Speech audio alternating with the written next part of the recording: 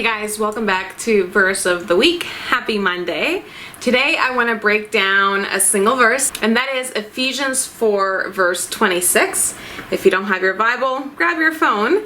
And I'm reading from the NIV, and it reads, "In your anger, do not sin.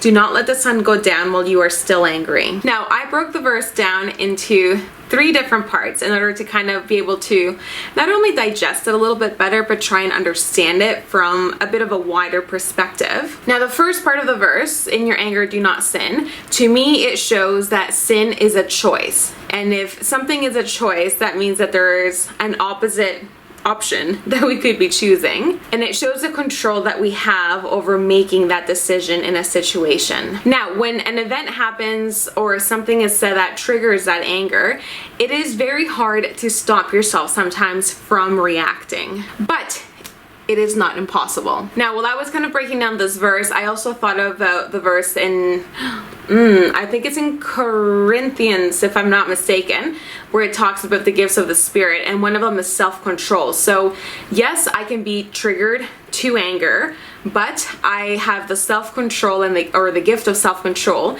to decide how I'm going to react, to see if I'm just going to let rage and anger and those emotions just completely go and take over a situation, or I can also stop, exercise my self-control, and choose an opposite reaction. Sin is usually what I consider the easy way out in a situation that has triggered our anger. Now, the thing about sin is that, it doesn't come without shame and guilt somewhere in there.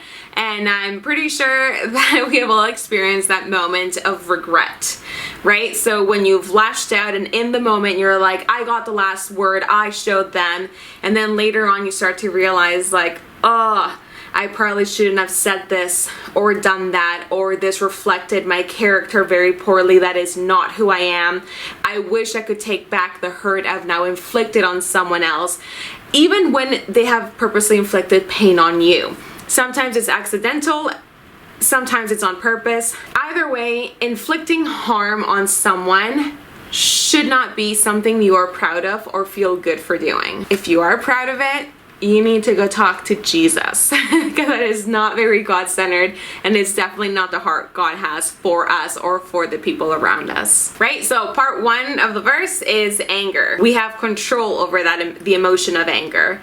Part number 2, or breakdown number 2 for this verse, is how do we control our anger and our emotions in the moment? It is so hard, especially when it's a heated situation that's really triggering you. It is so hard to just stop and walk away, or stop and choose a different reaction than what you really want to say, what you really want to do. But the key word in having that self-control is stopping.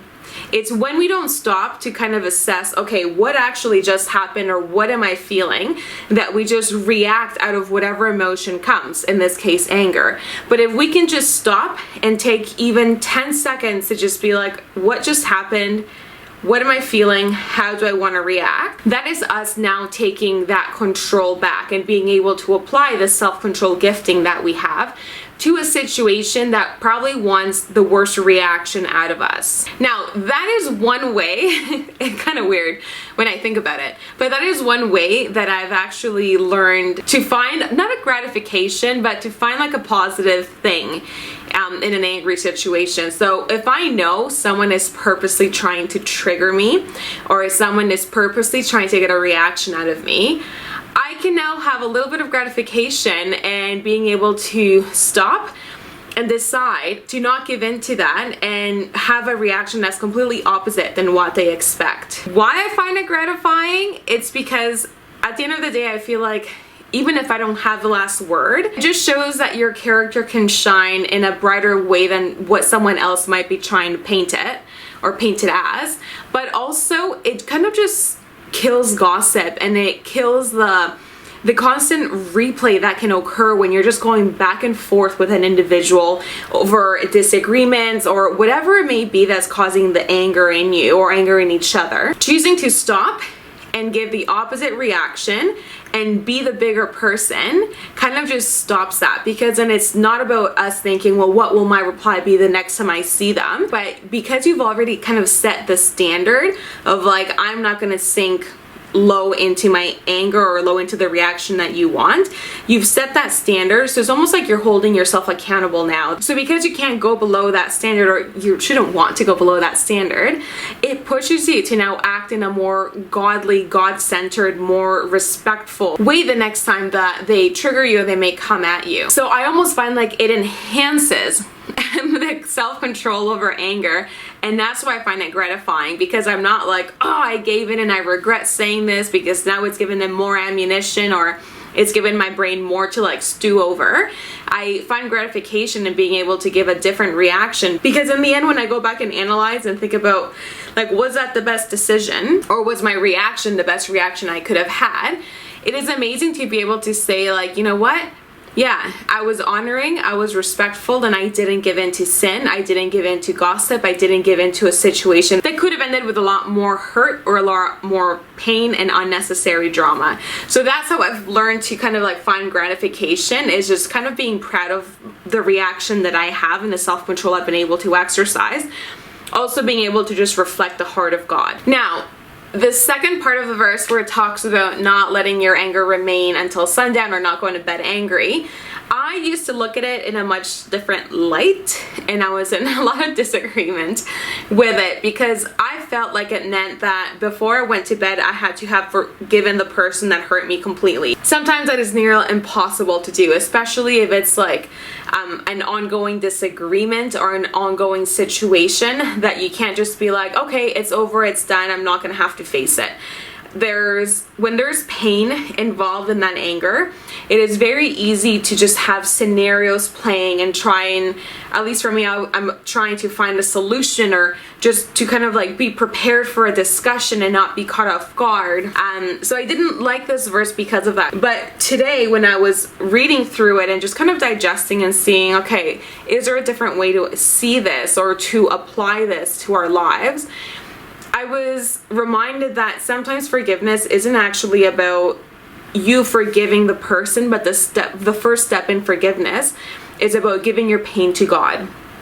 And I love that perspective when it comes to the verse, because yes, sometimes I can't forgive a person before I go to bed when I've been deeply hurt, but I can always give that pain to God, and I can make that decision to just hand it over, and that means I'm not gossiping about it, I'm not overthinking about the situation, I'm not making up scenarios or comebacks or commentary and just letting that anger stew in me. I can make a decision to be like, God, I don't know how to forgive this person right now. I am so hurt, but I give that hurt to you and I put it in your hands. It is out of my mind. And every time that those thoughts try and come back, it's about going back to God and just being like, I give it to you again.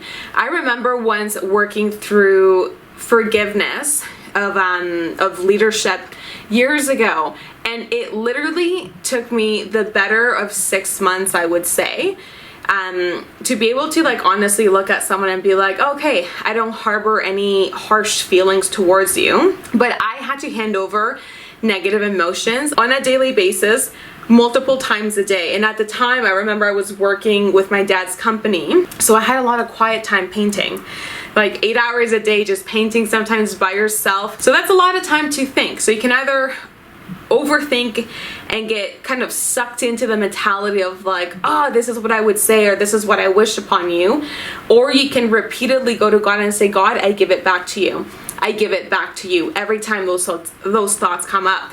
So that was such a good healing time for me, because I really learned how to consistently give something over to God, especially when I'm not able to fully yet process or let go of hurt or an emotion that I am facing. So if there is a situation in your life that has recently triggered anger, be it because it just, pissed you off, or because there's just such deep hurt surrounding the situation or the event, I want you to go back to this verse and also break it down.